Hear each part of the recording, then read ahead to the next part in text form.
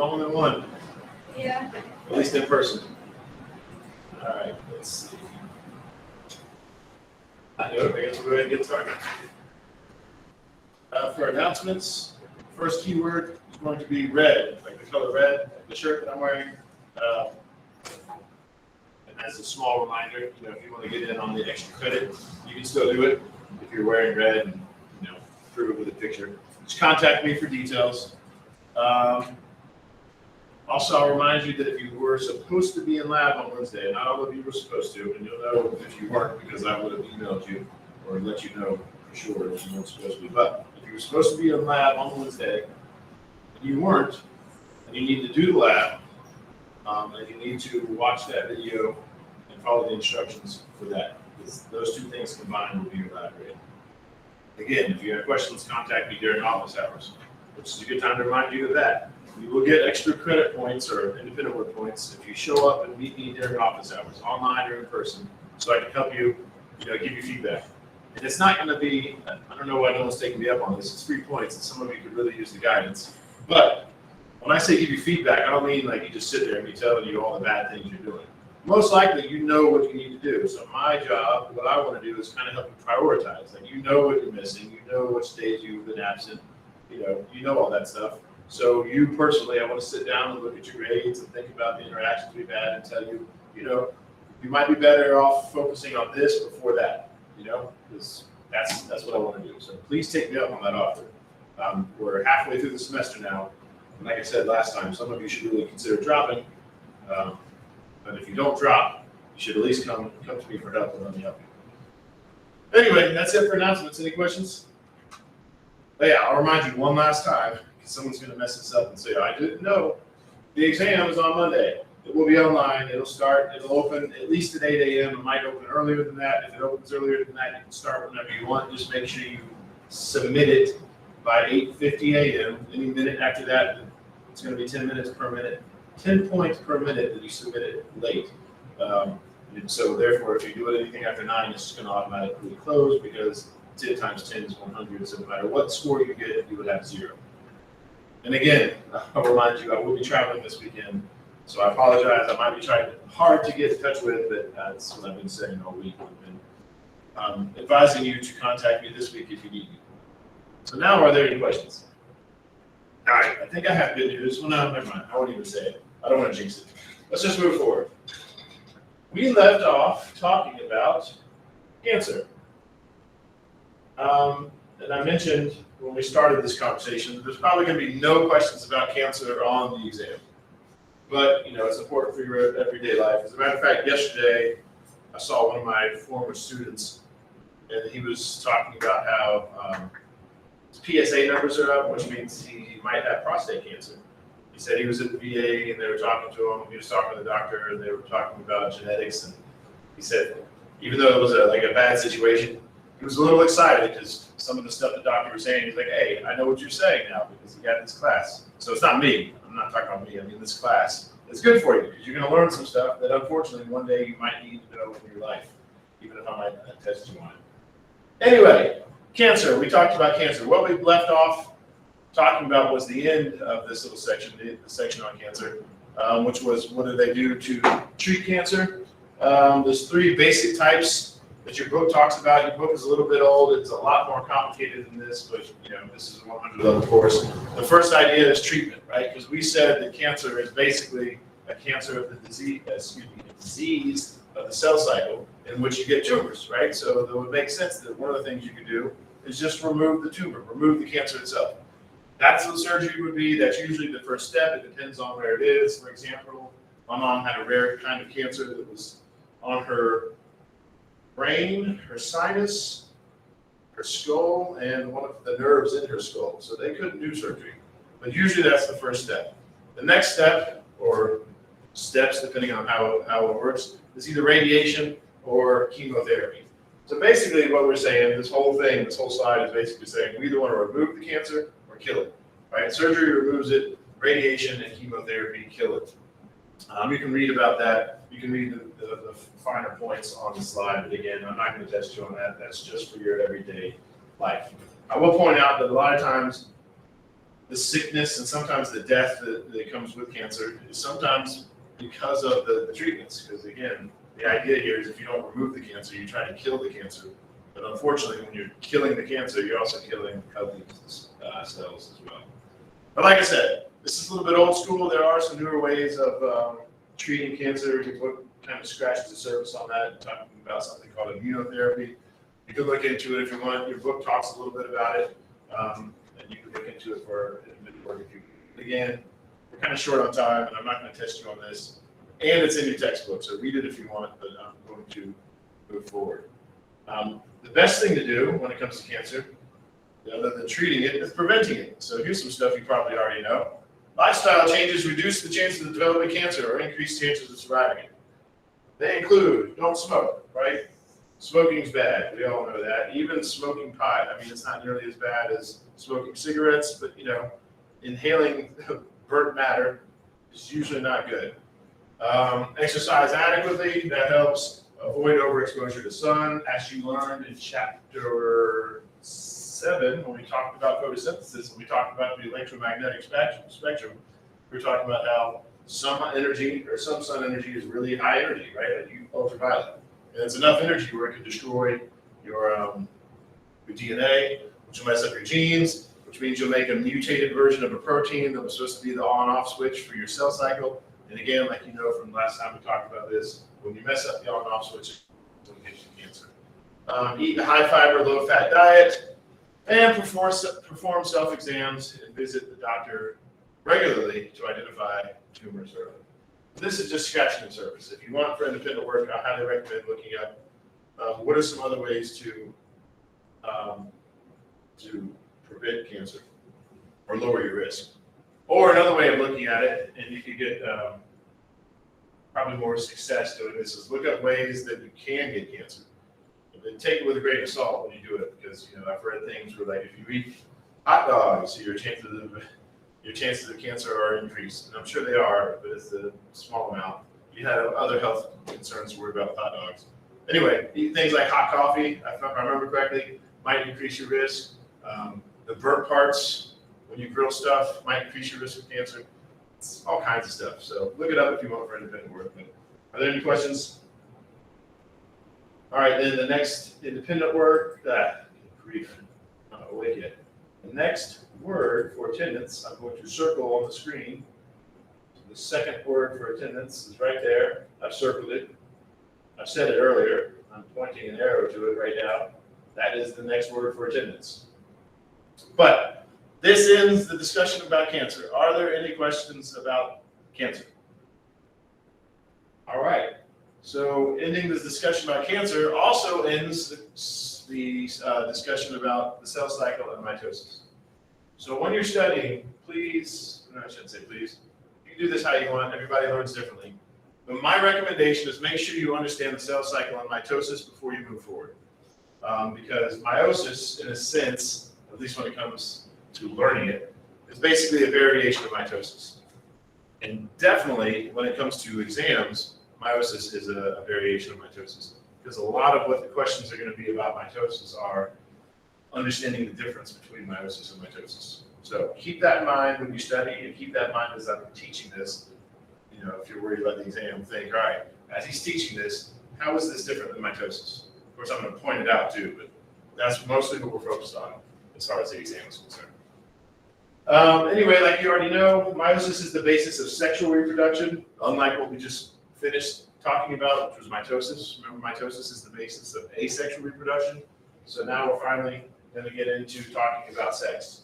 That's a song from the 90s. You guys might not know it. Anyway, sexual reproduction, as you probably already know. This is probably what people think about.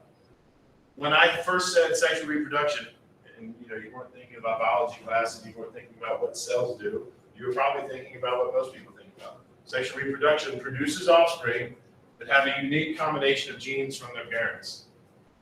And that depends on meiosis and fertilization. So those are the two processes that sexual reproduction are based on.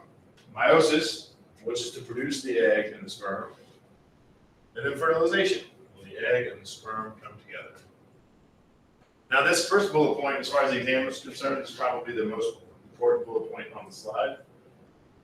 However, as you will learn later, and you should already know from the lab, we get a little bit more specific. So yes, it's a unique combination of genes from parents, but there's going to be specific words and specific numbers that you're going to have to know. But for now, that's a good introduction. Are there any questions on the introduction? All right. And I like this picture. This picture's from your textbook. Again, it produces offspring that have a unique combination of genes from the parents, right? So this is a really good example. Like some families, it's really hard to tell. It's like you can say that, are those really related? These, you can tell they're related, right? You can tell that those are the father, the mom, the son, the daughter, and you can see that there is a good, unique combination of both of them. All right, so before we can actually talk about meiosis, we need to give you a little background information. So just like before we talked about mitosis, I can give you a little bit of background information, and I told you what a sister chromatid was, and you needed to know what a chromatid is, and you still need to know what a sister chromatid is. And when I taught you about the sister chromatids, I told you that's going to be one of the main differences between mitosis and meiosis, because sister chromatids are in the conversation for both mitosis and meiosis. And then I told you there was going to be another type that I would teach you about when we got to meiosis, and that's what this is. Homologous chromosomes. So here's a little thing you can write down if you're taking notes for the exam anyway. If we're talking about homologous chromosomes, we are only talking about meiosis. So sister chromatids, we could be talking about mitosis or meiosis, and you'll see why when we get to talking about meiosis. But whenever any questions involve homologous chromosomes, and we're talking about mitosis or meiosis, then it's only going to be about meiosis. So what is a homologous chromosome? And this is also really important, not just for this chapter, but for the next two chapters. Homologous chromosomes are going to be the center of attention, basically. Before I tell you exactly what they are, again, some more backup information. Different individuals of a species have the same number and type of chromosomes. And you know that from earlier in this chapter where I showed you that picture, that graph, and it had a human on there that said we have 46 chromosomes. And it had some mouse at the bottom, I forgot what kind, and it had 100-something chromosomes. And I think it was some kind of deer that had like 6 chromosomes or something ridiculous. What the point here is that depending on your species, you have a certain number of chromosomes. I don't want to say that's one of the things that defines a species, but I guess you almost could. So all humans that have the normal number of chromosomes would have 46 chromosomes. And again, that's a good time to remind you, if you want, that would be an interesting, I think, interesting independent work topic. Think of some species that you like and look up how many chromosomes they have. Oh, I love roses. Okay, well, how many chromosomes do roses have? I love dogs. All right, how many chromosomes do dogs have? Anyway, any questions about the first bullet point? Put a big old X to that because it's not going to be a question on the exam. This is just kind of an introduction, kind of easing you into the information that you need to know. So the next term is a term that you need to know. Somatic cell. The human somatic cell is a typical body cell. So basically, a somatic cell is anything but sperm or egg. So any cell in your body that you would look at, whether it's a brain cell or a nerve cell, a kidney cell, blood cell, whatever it is, as long as it's not a sperm or egg, it is a somatic cell. I'm going to put a question mark next to that, because I'm not sure if I'm going to ask it on the exam, but I will use the term, and it is on the study guide. So make sure you know what a somatic cell is, but as far as the exam is concerned, I'm not sure if I'm going to put it on. As I've already said, a typical human somatic cell, and when I say typical, I mean the typical human, their somatic cell has 46 chromosomes, like I've already said. And you can see here in this picture that's not from your textbook, when I say 46 chromosomes, what I mean is there are 23 pairs of chromosomes. And I said this before, I'm not really big on numbers in this class, but some numbers you do need to know. This is one of those numbers that you do need to know. Your cells, other than your sperm or egg, have 46 chromosomes, or 23 pairs of chromosomes. You need to know both of those things. These chromosomes can be seen with a karyotype. About the next slide, I'm going to explain to you what a karyotype is. There's definitely a question about this, at least one question about this on the study guide, and there might be a question about this on the exam. But let's move forward and I'll tell you about it. How do we make a karyotype? Well, first thing you need to do is break open a human cell, right? Because what we're trying to see is the chromosomes, and as we know, chromosomes are inside of a nucleus, which are inside of the cell, right? So we've got to get in there. But we want to do it when the cell is in metaphase of mitosis. So even though I'm not going to ask you that much detail in the exam about a karyotype, this is a good time for me to review what you already know and what you should know for the exam about mitosis and the cell cycle. So let me ask you this, either in person or online. Why is it that we would want to look at the cell when it's in, let me just start with this, forget metaphase for now. Why would we want them to be in mitosis at all? Why not just get it when it's in S phase or G1 or G2, which to remind you is just interphase? Why do we want it in mitotic phase and not interphase? Any guesses? Let me back up a step, because I guess I didn't kind of make this clear either. The karyotype is this.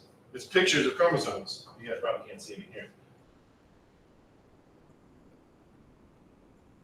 Right? This is what a karyotype is. It's a pictures of your actual chromosomes. So again, I'll ask you, if we want pictures of your chromosomes, why would we want to do it during the mitotic phase? Right? Why would we want to do it during mitosis as opposed to interphase?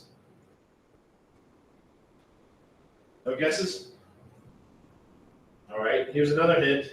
This is something you'll need to know for the exam. Think about the things that happen in prophase, because you need to know what happens in prophase. Even though we're talking about metaphase, there's something that happens in prophase that should give you an indication of why we would want to be in metaphase. I mean, mitosis. Nothing? All right, one last time. Anyone wants to guess can at least get a little bit of extra credit for guessing. And if you get it right, you get a little bit of extra credit. Extra credit. No guesses? All right. I guess it's too early for thinking.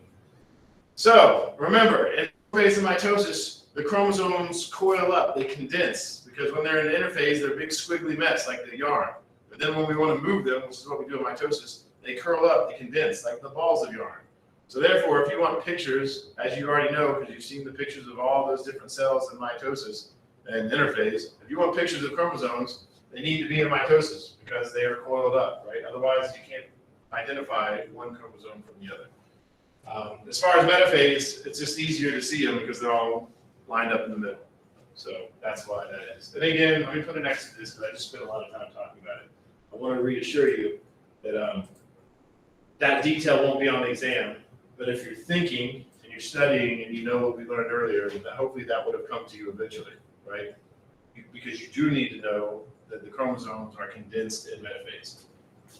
Anyway, what else? So you open the cell, you're looking for cells that are in metaphase and mitosis. You're going to stain them with stain the chromosomes with dyes because you can't really see them with your naked eye. So all those pictures that you guys saw in the lab, those were pictures of cells that had already been stained with dyes. Obviously, you're going to take a picture with a microscope, right? You're not going to pull out your iPhone, which let's say that would be the next word for attendance, iPhone. You're not going to pull out your iPhone and take a picture of it. Not yet. I'm sure one day that technology will exist. They do have things where you can attach your iPhones to microscopes. Anyway, and then after that, they arrange the chromosomes in matching pairs by size. So all those X's, just put a big old X to that. I'm not going to ask you that many details. What you need to know, if anything, for the exam is that karyotypes are basically a picture of your chromosomes, all of them. That being said, I'll go ahead and give you the answer to this question, the one that's definitely on the study guide and might be on the exam. It says something like, what can you diagnose with a karyotype? And I don't remember all the options, and I'm not going to get too specific. But basically, the only thing you can diagnose with a karyotype is anything that has to do with what you can see from the chromosomes. So if there's an extra chromosome, I can see that. If there's a missing chromosome, I can see that. If there's a chromosome that has a big chunk missing, I can see that, right? It's something that you can physically see. If it's a boy or a girl, which we'll get into later, X versus Y chromosomes, you can see that. What you can't see are the specific genes. Like I might know that the gene for back hair, and I'm making this up, is on chromosome number 1. I might know that, but I can't see the gene. I can't see the code, the A's, the T's, and the C's, and the G's, right? So if the option says, for that question says anything like, if one of the options is the gene for nose hair, which again, I'm just making that up. That won't be an option, right? Because you cannot see genes. You can only see the whole chromosome. Anyway, any questions so far about karyotypes? All right, let's get another picture. And again, this is still background information. I'm still just trying to get to the big point of this bullet point, which is teaching you about homologous chromosomes. So on that note, again, here's another karyotype. You can see this one's in color. And if you look at it, if you really zoom in, when you look what we're looking at here, like for example, of the 23 pairs of chromosomes, we've randomly zoomed into chromosome number 1, and that's what we're looking at here. That's the drawing here. And what we have is 2 chromosomes, right? We have 2 chromosomes. Those are called the homologous chromosomes. So for each of the 23, well, obviously the 23 pairs, you're going to have one of each, right? You're going to have a pair of each chromosome. And you get one of those from each of your parents.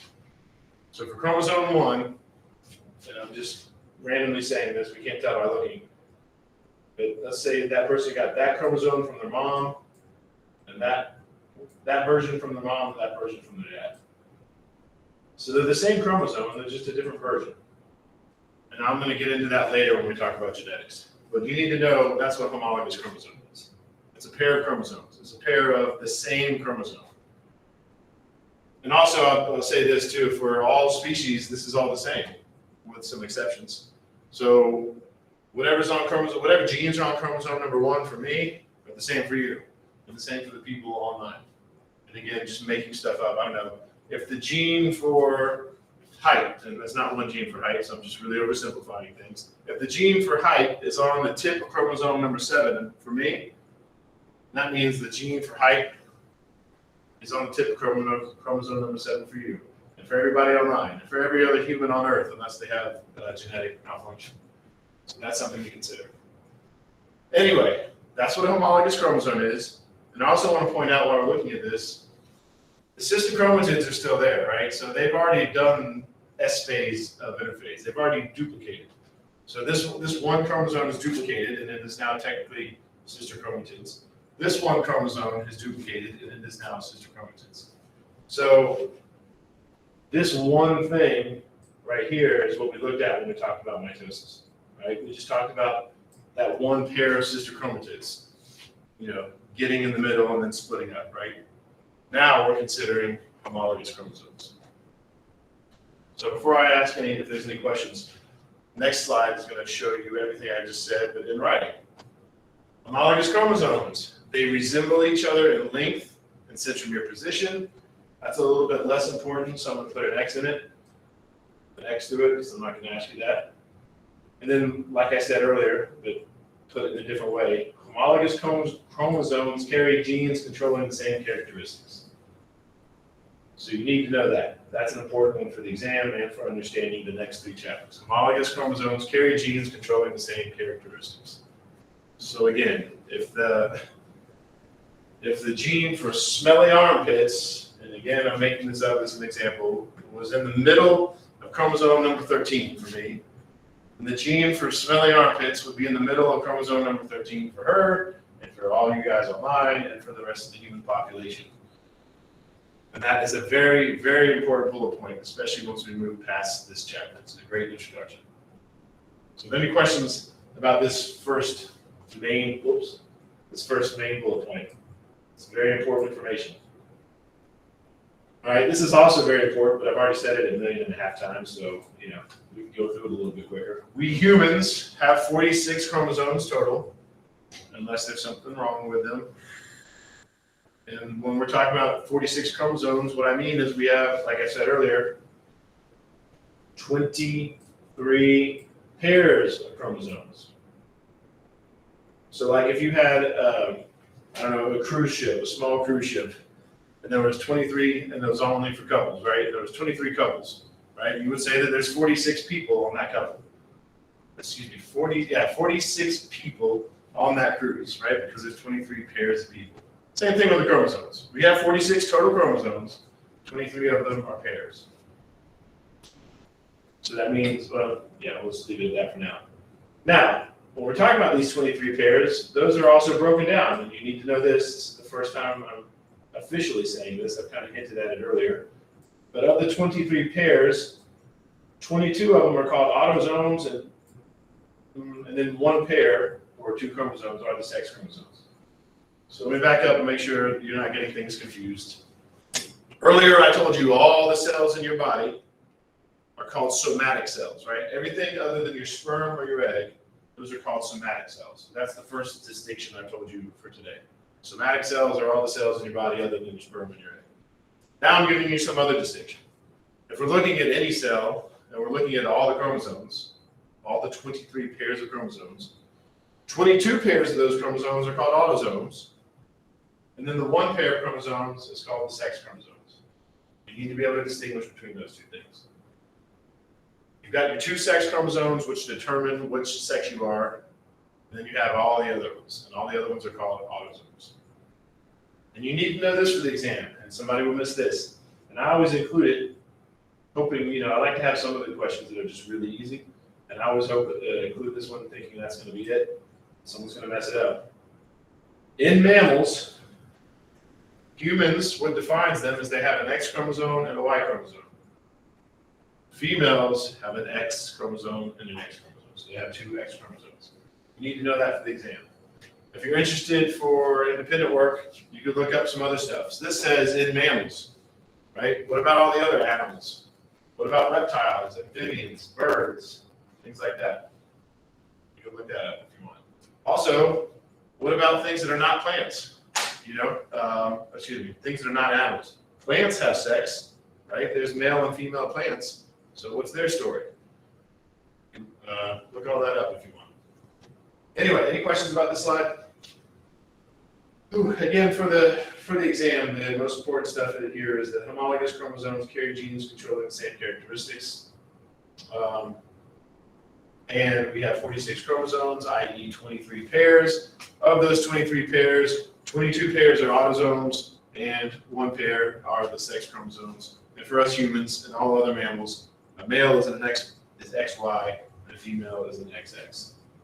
And I really recommend, if you're slightly interested in it, look it up for independent work. For example, there's some fish, like the animal kingdom's nuts. There's some fish where they're born male, I think, and then they turn female later in life. So there's like a female, if I remember correctly, that's in charge of the whole school of fish.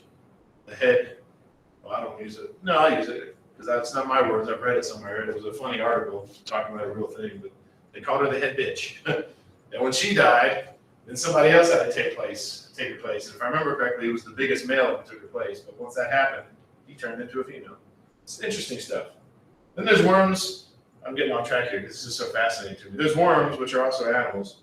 Certain types of flatworms where they're male and female all at once. Like if you were to take one, it's not a male or a female, it's a male and a female. And they have penises, peni. And what they do is they fight each other with the penises, and they try to stab each other with the penises. And whoever stabs, whichever worm does the stabbing, that is then the male, and then gives the sperm. And the other one then, because it got stabbed, becomes the female and does the female thing. It's fascinating stuff. Anyway, any questions about this? All right. So this is a really good preview. Homologous chromosomes are going to be important for the next 3 chapters, right? This whole exam number 3 is going to be so important when it comes to homologous chromosomes. So we're going to talk a lot about it. Moving forward, as we talk about meiosis, it's going to be important again, the distinction between meiosis and mitosis. But I'll make sure all that stuff is very clear when we get there. I'll leave it at that for now. Let's talk about gametes and the life cycle of the sexual organism. As you already know, and I don't blame you if you don't remember because I only said it like once or twice, but a gamete is a sperm or an egg, right? So all other cells in your body, we call those somatic cells, right? The gametes, that's a sperm or an egg. We also talked about a cell cycle. And the cell cycle was like when a cell was first born, if you will, from one cell splitting into 2, right? That's where it begins. And then that cell goes through its life cycle, and then it eventually splits, and that is the end of its life cycle. And that's kind of hard for you guys to remember. Most people don't think in that way. But you guys should already know this. The life cycle of a multicellular organism is a sequence of stages from the adults of one generation to the adults of the next. So let me back that up. You guys probably don't know this, because if you're like me, even though I'm a biologist, when I think of the life cycle of a sexual reproducing organism like a human, I think from birth to death. But in the context of this conversation, it is not. It's from the adults of one generation to the adults of the next. So it's me as an adult who have made offspring, and then once they get to become adults. It's really kind of confusing, but I'll clear it up here in a second. And also, I'm going to put it next to that. I'm not going to ask you questions about it. I will point out this. Having two sets of chromosomes, again, when I say two sets of chromosomes, that means we have homologous chromosomes, right?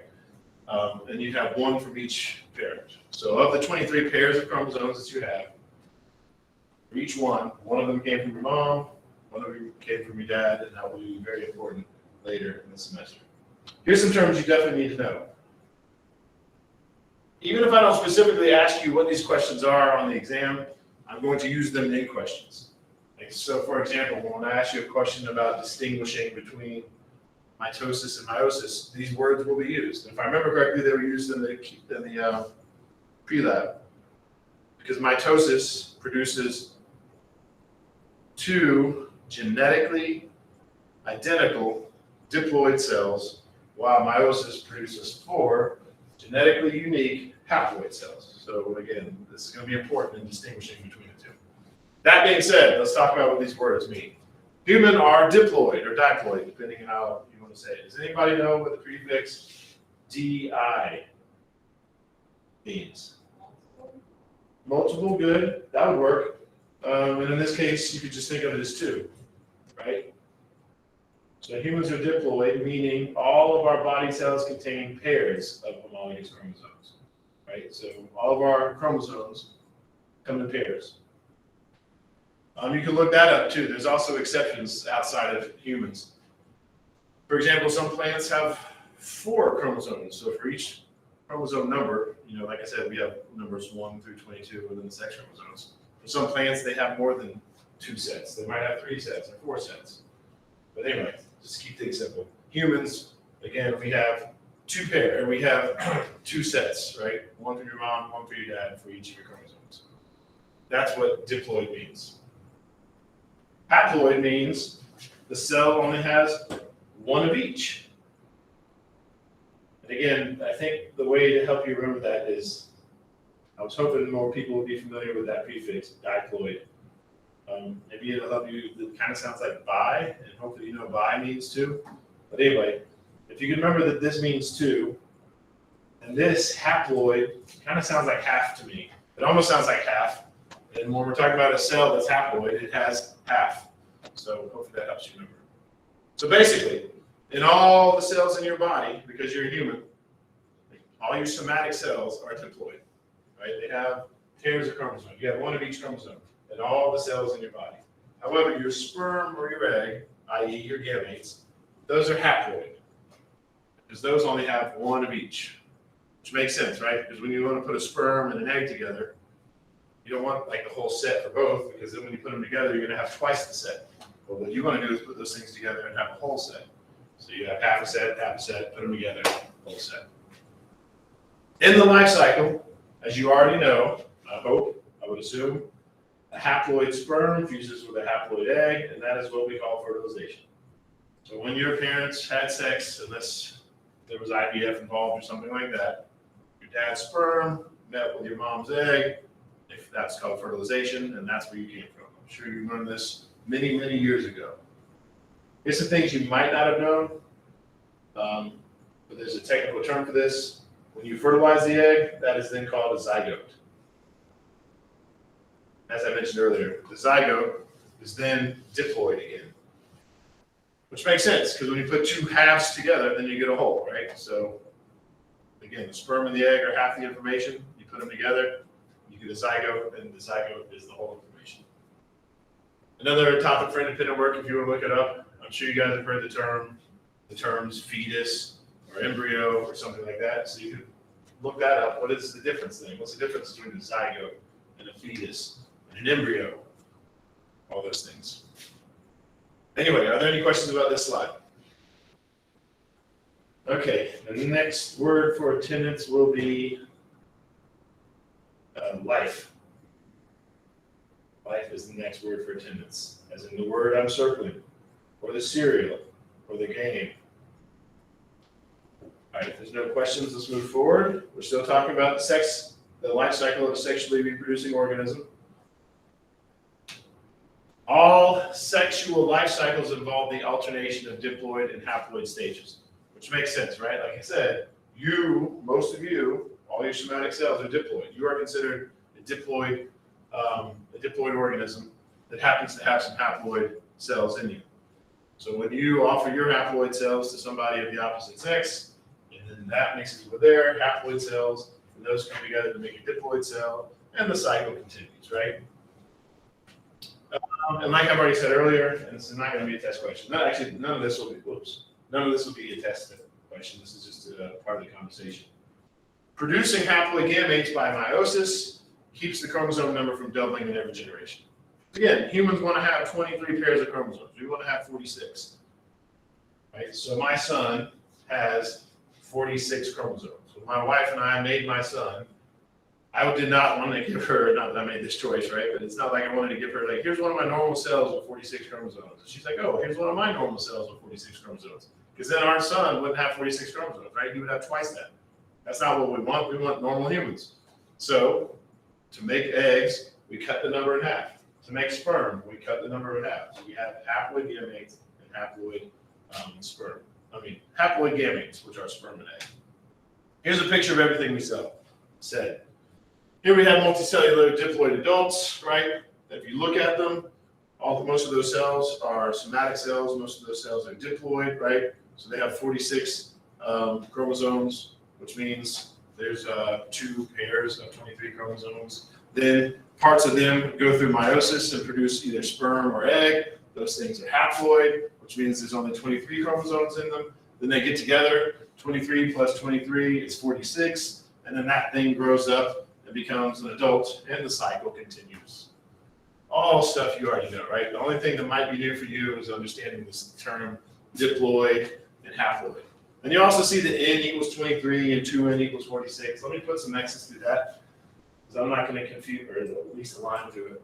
I'm not going to ask you anything about that on the exam. Some of the study guide questions might have that on there, but I'm not going to ask you that. But to explain it, again, we have 46 chromosomes.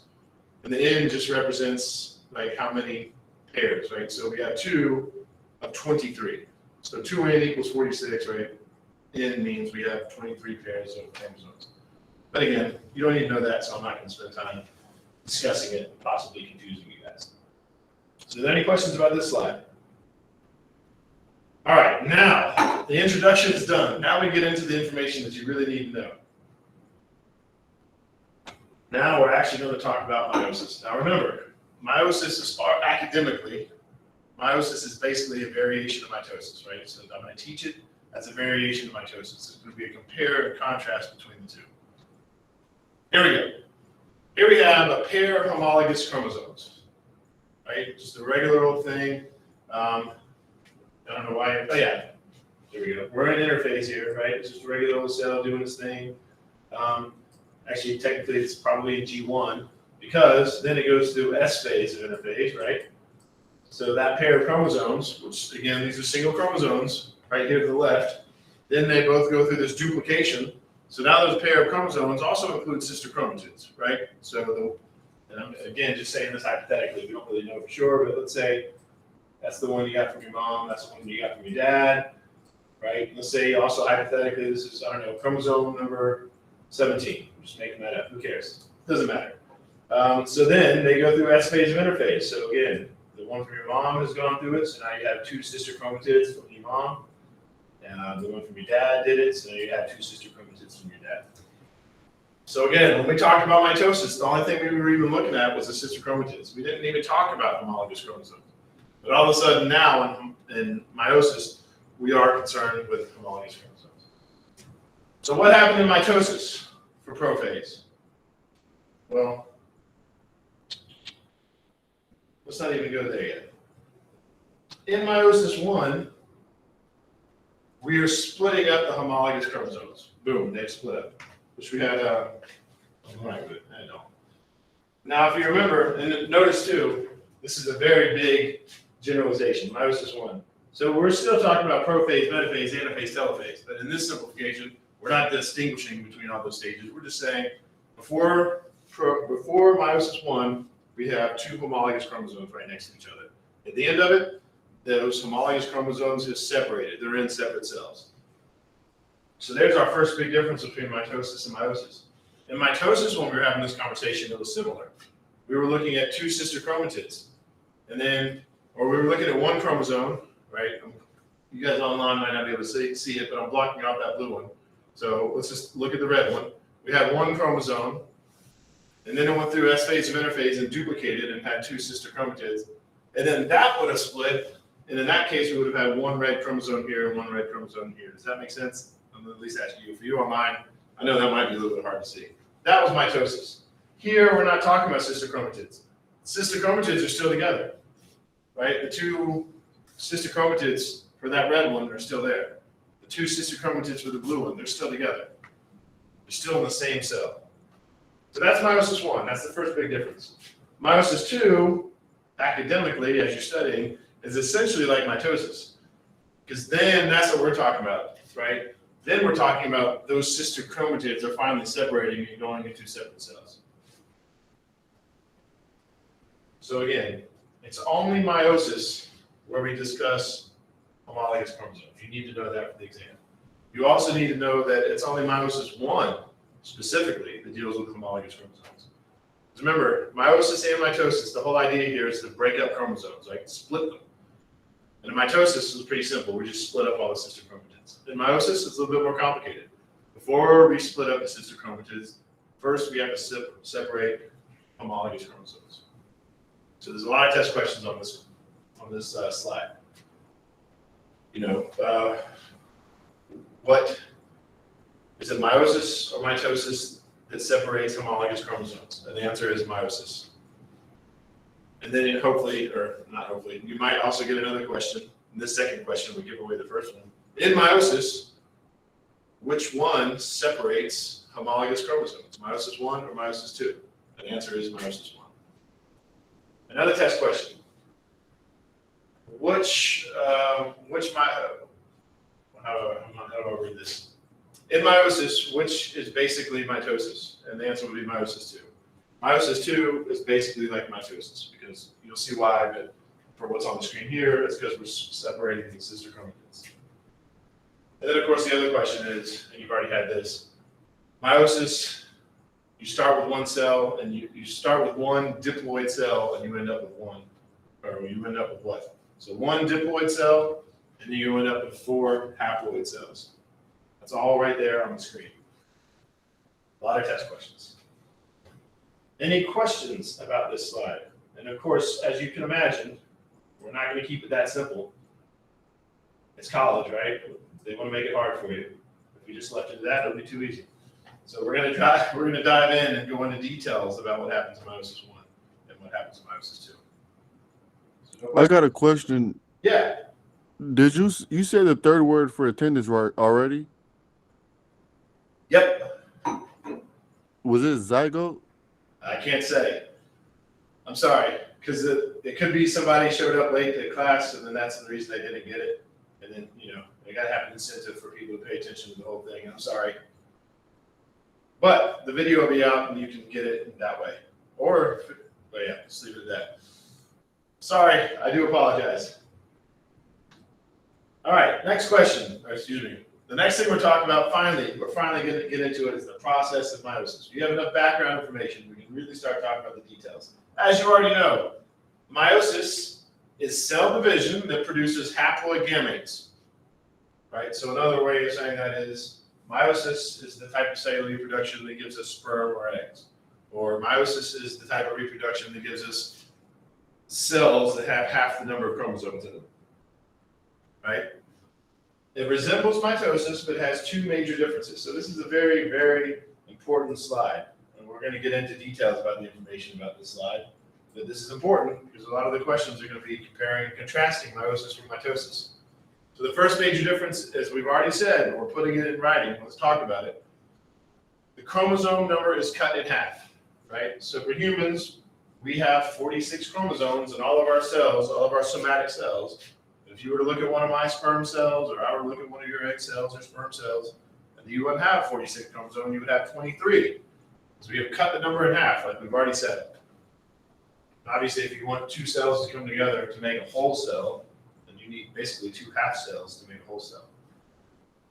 To do this, this is important, for meiosis, the cell has to undergo two divisions. And we've already said that, right? I said there was meiosis 1 and there's meiosis 2. First thing we do is separate those homologous chromosomes. That's meiosis 1.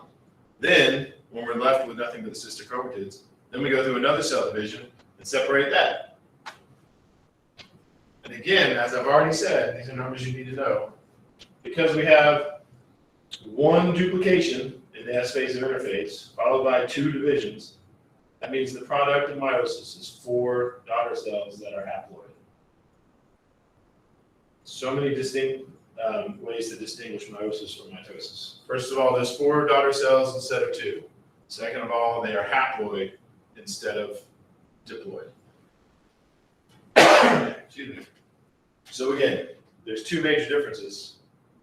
That's the first of the 2. Are there any questions about the first of the 2 major differences? Again, this is kind of just repeating what I already said, but now you're looking at it and seeing it right. All right, the second one, this is really important, not just for this chapter, but moving forward, maybe for almost all the chapters coming up, except maybe the last 2 chapters of the semester. The second big difference is something called crossing over. You definitely need to know what crossing over is. This is so, so important.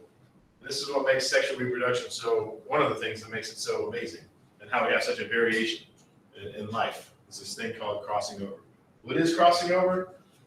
It is the exchange of genetic material between homologous chromosomes.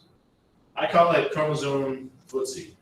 If you guys know what it means, like play footsie, like you're sitting at a table with somebody and their foot's also under the table, and you guys just playing with each other's feet, whatever. That's almost what happens with the chromosomes, especially the way this picture depicts it. I don't remember if this picture's from your chromosome or from your book or not.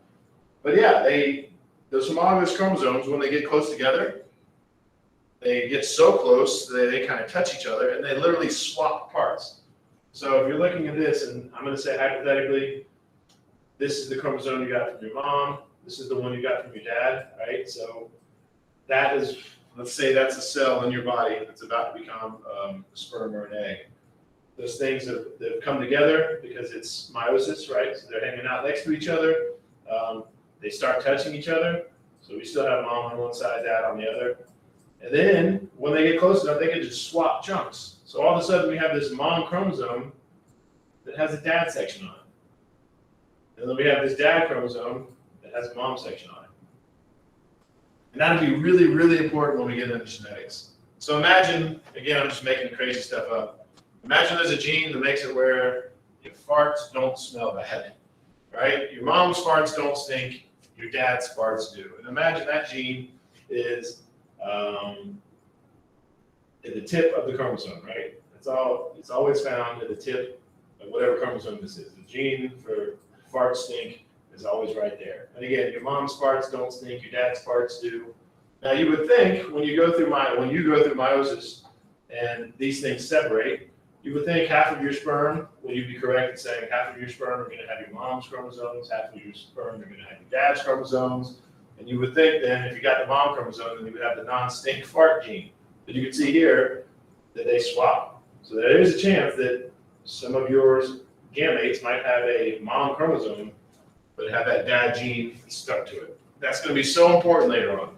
It'll actually get really confusing later on. But for now, just know that crossing over from these homologous chromosomes, which are the same, basically the same chromosomes, you got one from your mom, one from your dad, they get so close together that they basically swap chunks.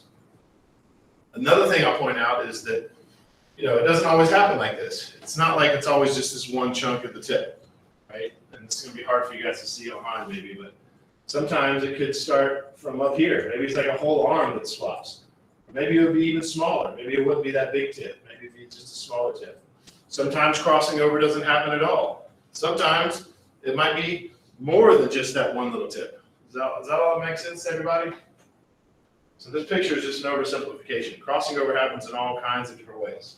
That's a very, very, very important concept for later. But for now, we'll just leave it at that. For now, we're just talking about the exam. All you need to know is that crossing over is the exchange of genetic material between homologous chromosomes. Pieces literally get swapped. Any questions about this slide? Okay, the next word for attendance. I'm gonna do this again. I did it earlier. I'm gonna do it again. I'm gonna circle it, but I'm not gonna say it. So if you're listening, open your eyes and read the screen. I've circled it. I'm circling it right now. It's not the only other thing circled on this slide is the bullet point. So the only word circled on this slide is the next word for attendance.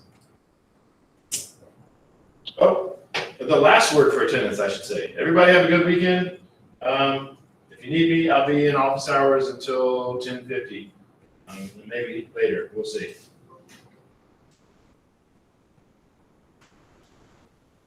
8:50 came a lot quicker. Yeah, it showed up out of nowhere. I wouldn't even notice, but I saw you